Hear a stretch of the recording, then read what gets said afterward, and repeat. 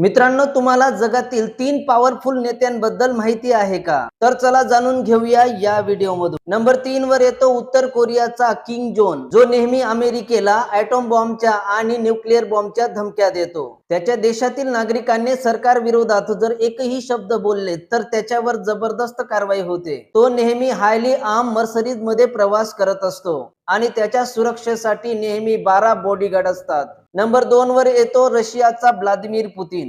याच्या हातामध्ये नेहमी न्यूक्लिअर बॉम्बचं बटन असतं. याच्यासोबत युद्ध करण्यासाठी सगळेच देश घाबरतात. याच्या सुरक्षेसाठी 7,000 हायली ट्रेन्ड कमांडर असतात.